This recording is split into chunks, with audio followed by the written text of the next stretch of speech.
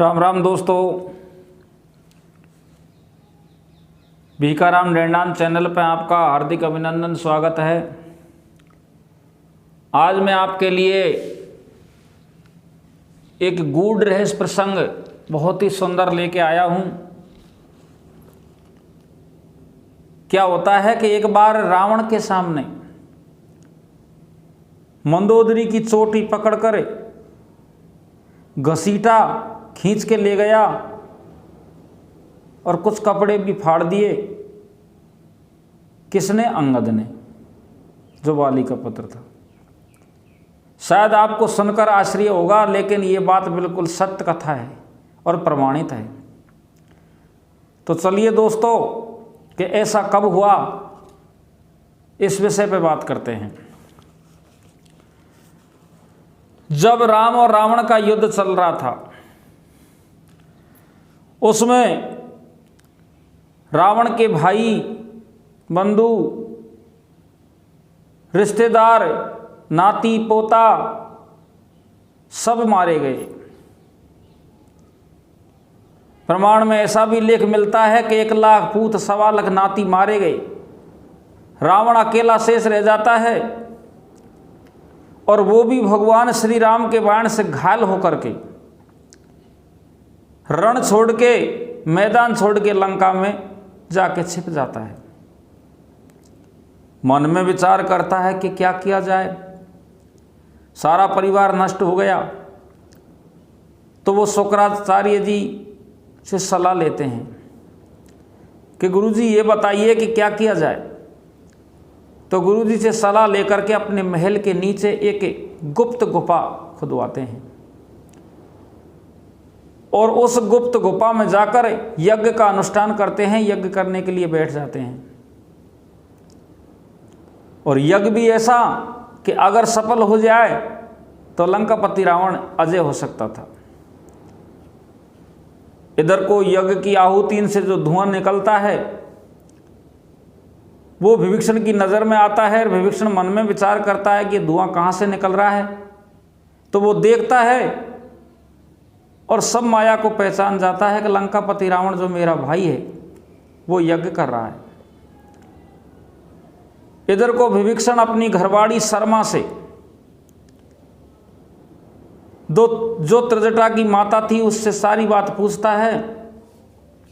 तो शर्मा सारी बात विभीषण को बता देती है कि जेठ जी अपने महल के नीचे एक गुफा खुदवा करके उसमें यज्ञ कर रहे हैं।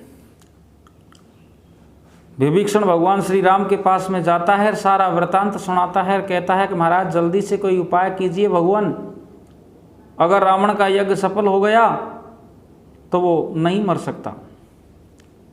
भगवान श्री राम आज्ञा देते हैं अंगद को कि अंगद, सेना में से कुछ वानर सेना की टुकड़ी ले जाओ और रावण के यज्ञ का विध्वंस करो। तो भगवान श्री राम की आज्ञा शिरोधार्य करके, और अंगद है जो वानर सेना ले जाता है और लंका में घुस जाता है। वानर जहाँ तहाँ तबाही मचाने लग जाते हैं, मकानों को तोड़ते हैं, फोड़ते हैं।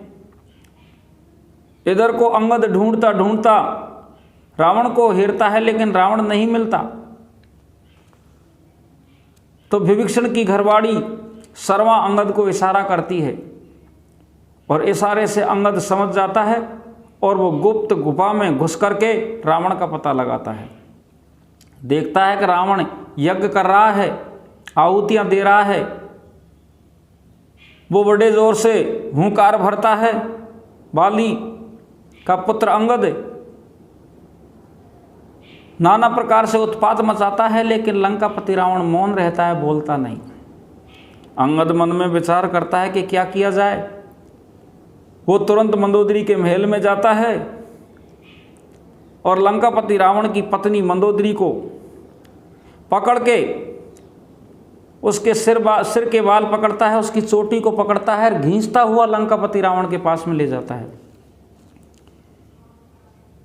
जब मंदोदरी घिसती हुई जाती है तो रोने लगती है, जोर जोर से चिल्लाती है, शोर मचाती है, आवाज़ करती है, लेकिन लंकापति रावण यज्ञ से खड़ा नहीं होता है, न कुछ बोलता है।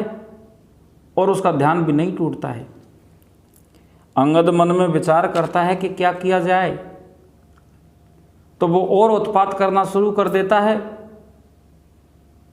जो मंदोदरी ने सिर पे साड़ी ओढ़ रखी थी उसको उतार के फेंकता है। और प्रमाण में तो यहाँ तक बताया है कि मंदोदरी की अंगिया को भी फाड़ देता है।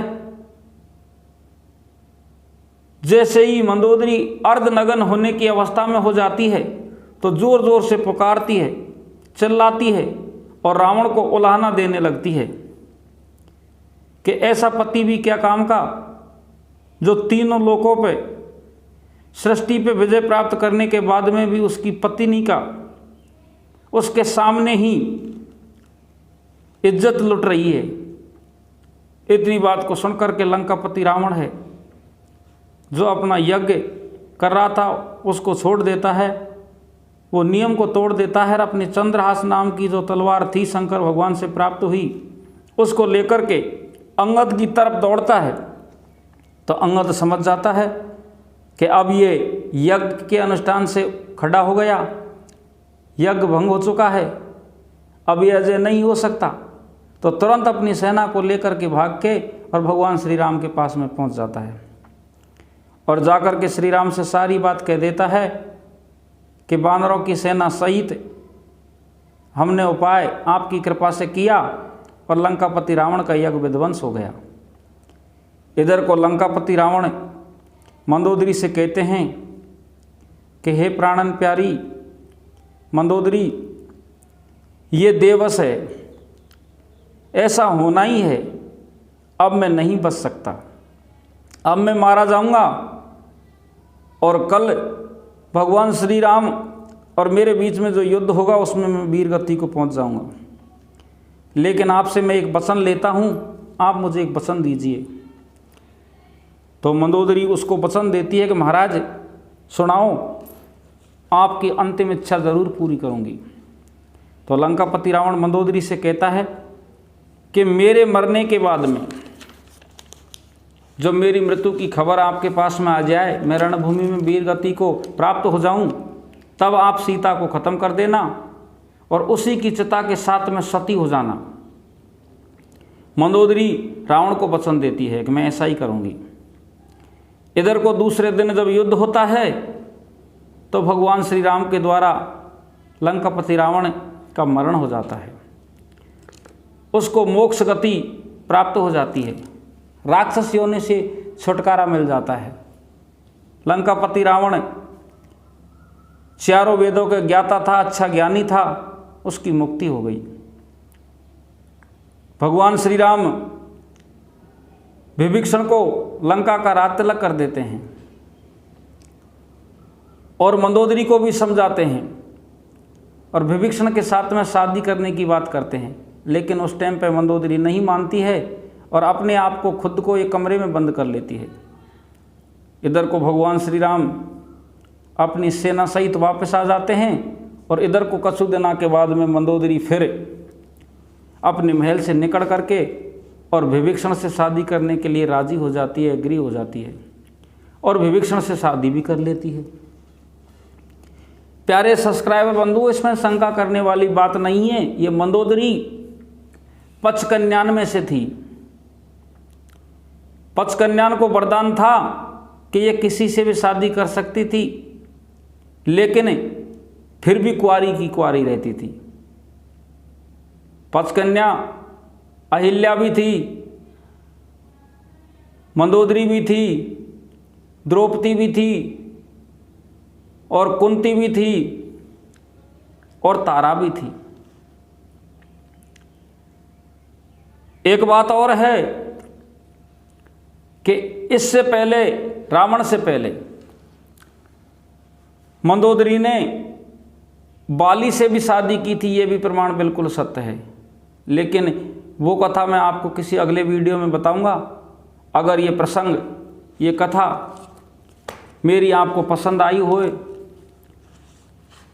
तो लाइक करना, शेयर करना और अभी तक आपने मेरे चैनल को सब्सक्राइब नहीं किया हो तो आपसे विनती है कि चैनल को सब्सक्राइब करें। राम राम दोस्तों।